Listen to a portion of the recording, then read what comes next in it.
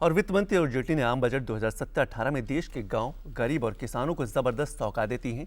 सबका साथ और सबका विकास की तर्ज पर काम करते हुए ग्रामीण आधारभूत ढांचे में सुधार के साथ कृषि क्षेत्र पर विशेष ध्यान दिया गया है। आम बजट में कृषि और किसानों के लिए किए गए प्रावधानों पर हमारे संवाददाता उप यादव ने बात की भारतीय जनता पार्टी किसान मोर्चा के पूर्व राष्ट्रीय अध्यक्ष और किसान नेता विजयपाल सिंह तोमर से। आम बजट 2017-18 में वित्त मंत्री अरुण जेटली ने देश के गांव, गरीब और किसानों के लिए कई तरह की सौगातें दी हैं। आम बजट में किए गए प्रावधानों से कृषि और ग्रामीण क्षेत्र में किस तरह के बदलाव आएंगे, इस बारे में बात करने के लिए हमारे साथ मौजूद है भारतीय जनता पार्टी किसान मोर्चा के पूर्व राष्ट्रीय अध्यक्ष और किसान नेता विजयपाल सिंह तोमर। तोमर जी, आम बजट में जिस तरह के प्रावधान किए गए, किसानों का ऋण माफ करना, 10,000 करोड़ रुपए की अलग से व्यवस्था करना, कितना महत्वपूर्ण मानते हैं आम बजट को? देखिए, माननीय मोदी जी की सरकार किसान गरीब के लिए समर्पित सरकार है। इन्होंने गांव गरीब किसान के लिए जो पिछले साल बजट में दिया था, इस साल उसमें वृद्धि करने का काम किया। 1,87,000 करोड़ ग्रामीण विकास को दिया है और कृषि के क्षेत्र में भी 44,000 करोड़ से बढ़ाकर 51,000 करोड़ कर दिया है। इसी तरह से 9 लाख करोड़ रुपया कृषि ऋण के लिए था, जो इस साल बढ़ाकर 10 लाख करोड़ किया गया है, ताकि गाँव के गरीब किसानों के लिए मदद हो सके। 5,000 करोड़ रुपए केवल सिंचाई के लिए एलोकेशन किए, तो इससे कहीं ना कहीं उत्पादन बढ़ेगा, किसान की आमदनी बढ़ेगी, किस तरह देखते हैं?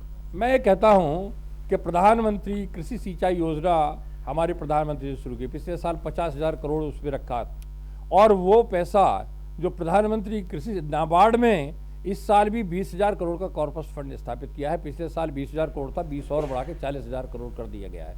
किस लिए किया गया है कि गाँवों में जहाँ सिंचाई के साधन नहीं है और 68 साल बाद भी आज भी 54% इरीगेटेड लैंड में जो कल्टीवेटेड लैंड है उसमें सिंचाई के साधन नहीं है, वहाँ वर्षा के पानी को रोककर तालाब बना करके 10 लाख तालाब बनाने का लक्ष्य रखा गया। इस साल भी 5 लाख तालाब बनेंगे कि किस तरह से ड्रिप सिस्टम के द्वारा सिंचाई की जाए पोन्स बनाकर। डेयरी उद्योग के लिए नाबार्ड के जरिए 8,000 करोड़ रुपए की व्यवस्था की गई। वहीं दूध उत्पादन बढ़ाने के लिए भी 300 करोड़ का एलोकेशन किया गया। तो कहीं ना कहीं किसानों की आमदनी बढ़ाने में जो कृषि का सहयोगी जो व्यवसाय है पशुपालन बहुत मददगार साबित होगा। किसानों की आमदनी 22 तक दोगुनी करने के लिए आवश्यक है पशुपालन को बढ़ावा दिया जाए, मधुमक्खी पालन को बढ़ावा दिया जाए और खेती का भी टेक्निक बदली जाए, उसमें कम लागत होकर ज़्यादा पैदावार कैसे हो, ज़्यादा दाम कैसे मिले, ये सब चिंता हमारी सरकार कर रही है। मनरेगा में 5 लाख तालाब बनाने का लक्ष्य निर्धारित किया गया, तो कहीं कहीं पानी का संरक्षण होगा।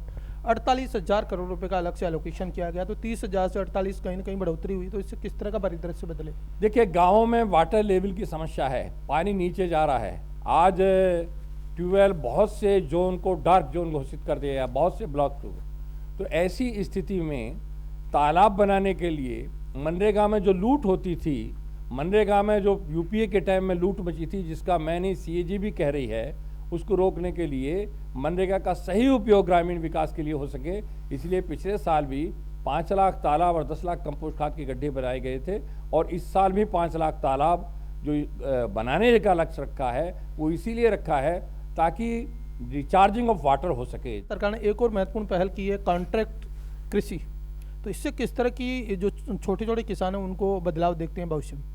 मैं मानता हूँ कि स्मॉल और मार्जिनल फार्मर 85% के करीब हैं देश में और उसकी चिंता माननीय प्रधानमंत्री जी ने की है, जिस तरह से कॉन्ट्रैक्ट फार्मिंग की है, क्योंकि आज इस तरह ज़मीन का बंटवारा हुआ है कि छोटे छोटे उनके लिए बहुत मुश्किल हो गया है सारा इंफ्रास्ट्रक्चर तैयार करना। तो कॉन्ट्रैक्ट फार्मिंग के द्वारा 50-50 एकड़ के ब्लॉक बना करके ये सरकार काम कर रही है, इससे लागत घटेगी और किसान की आमदनी बढ़ेगी। गन्ना किसानों का मसला हमेशा संवेदनशील रहता है। सरकार ने कई तरह का कर्जा देने के साथ साथ ऋण भी माफ किया, तो इससे किस तरह का फायदा होगा किसानों को? देखिए, गन्ना किसानों की समस्या पैदा की थी यूपीए सरकार ने, हमारे प्रधानमंत्री जी ने उसका स्थायी समाधान कर दिया है। माननीय प्रधानमंत्री जी ने एक निर्णय किया कि बाहर से आने वाली चीनी का 15% से बढ़ाकर 40% आयात कर लगा दिया, तो आने वाली चीनी बंद हो गई और एथनॉल को मैंडेटरी कर दिया पेट्रोल में मिलाना। पेट्रोल कंपनियों को आदेश कर दिए 10% तक एथनॉल मिलाया जाएगा और 48.5 रुपये लीटर एथनॉल का रेट होगा। यही कारण है कि आज 22 से बढ़कर 40 रुपये किलो चीनी हो गई है और गन्ने की समस्या का स्थायी समाधान हो गया। देश का एक भी चीनी मिल आज ये नहीं कह रहा मैं नुकसान में जा रहा हूँ। तो ये थे किसान नेता विजयपाल सिंह तोमर, जिनका मानना कि आम बजट 2017-18 में गांव, गरीब और किसानों के लिए किए गए प्रावधान से न केवल देश के किसानों की तस्वीर बदलेगी, बल्कि गाँवों में बुनियादी सुविधाएं और संस्थागत विकास होने से गाँवों को भी आर्थिक विकास की ओर अग्रसर करने में फायदा होगा। कैमरामैन बिस्वा के साथ OP Yadav, DD news, Delhi.